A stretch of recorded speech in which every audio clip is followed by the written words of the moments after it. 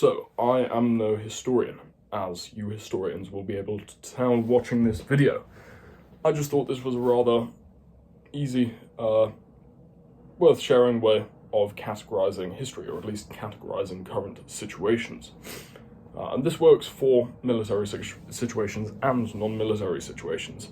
But nonetheless, I think it's pretty important. I was doing a sort of, not a project, but a look effectively at this guy called Sargon of Akkad. And Sargon of Akkad is the founder of the Akkadian Empire. He is the guy who had the first, historically, standing military. And I think it's a rather interesting way of looking at things, and this certainly was the way that I best came up with for categorizing things in a simple manner at that time, sort of in the Mesopotamian era. So I think it's worth sharing. Anyway, effectively, the way I and a friend have broken this down, or a friend and I, is into 7 really easy to identify segments, effectively. So it goes like this.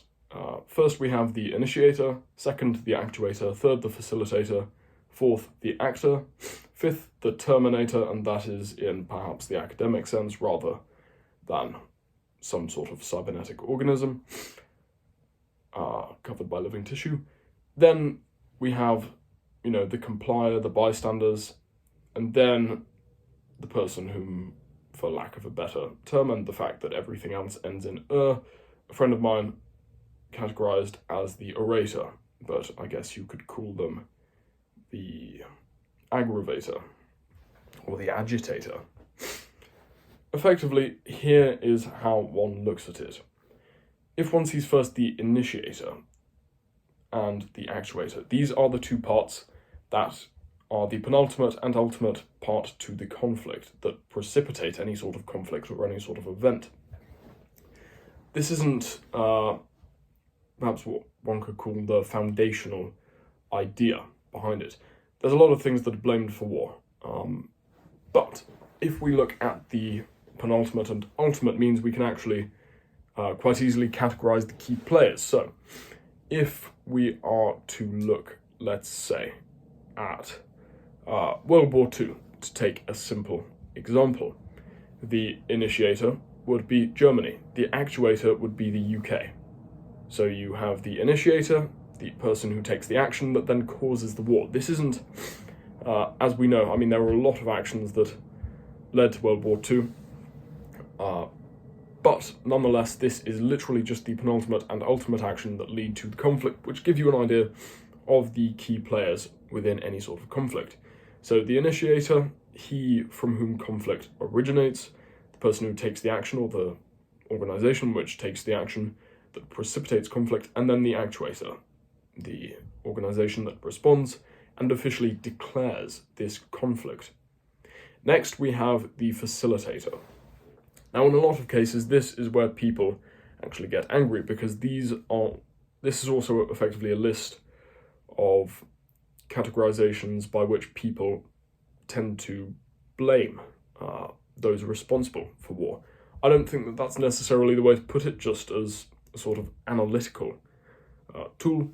But in any case, we see the Facilitator. This may be the defense firm for Sargon of Akkad. This may be his financiers. This might be the vassal states, the mercenaries, the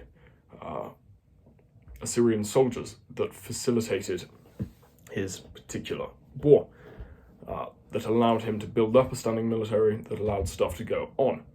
And in the modern day, that is the defense firm, probably.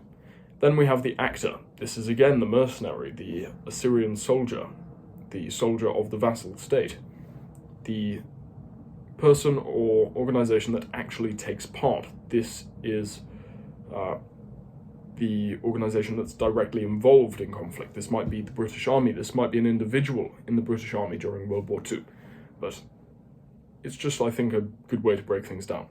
Then the Terminator, the one who ends the war, and you can also break this down into the sort of same penultimate and ultimate stages that we see for Initiator and Actuator.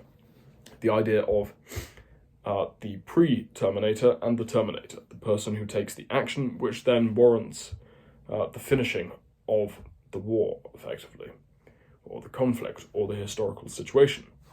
Then we have perhaps the complier, the bystander, those who are involved in the certain situation but aren't actively involved, those who effectively look on. I guess you can find significance in those who aren't actually actively participating as actors, as terminators, as facilitators, as actuators, or as initiators. And then you have what my friend calls the Orator, which I probably prefer as the Agitator, which is the catalyst to conflict. This is the identification of key political figures, key speakers, thinkers, writers, politicians, who effectively precipitate war, who may escalate, who may, facilitate the initiation, the actuation, the pre-termination, and the termination, as opposed to the action itself. So we see really 3 stages: the initiation and actuation by the initiator and actuator, basically facilitated by the agitator, that can cause the certain situation or conflict to happen. Then the facilitator, which allows action to be taken by the actuator and the initiator. And then the pre-terminator and the actual terminator, which through, the orator, manages to find a catalyst to the de-escalation or termination of conflict. And then we have the complier and bystander, those who aren't actively involved in initiation, actuation, facilitation, action, pre-termination, termination. And again, the constant in all of this is human inclination. So just to give, an example of each, because I think this is actually just kind of interesting.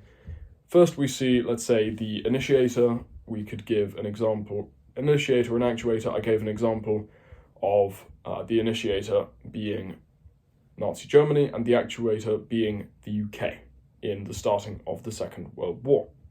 Then we have the facilitator, let's say, and the actor. The facilitator would be various defence funds. That would be the those who secured the debt of the UK, of Nazi Germany, the supporters, the allies, those sorts of things which provide the backing. The actors, the armies involved, the pre-terminators, and you can draw many World War II examples, but in a lot of cases we can see, let's say, the facilitator as actual technology. So for the Akkadian Empire, that would be the composite bow, bone, animal, sinew, wood, that sort of stuff. But I think it's a pretty interesting way to look at it. He from whom conflict originates, the responder, the facilitator, the person who acts, the one who causes the end of the war, the one who actually ends the war, the one who bystands, and the catalyst to conflict. So I'm no historian, but I think that's a good way to look at things, an easy way to identify the key players within any particular situation, military or non-military. So I just thought I might share that.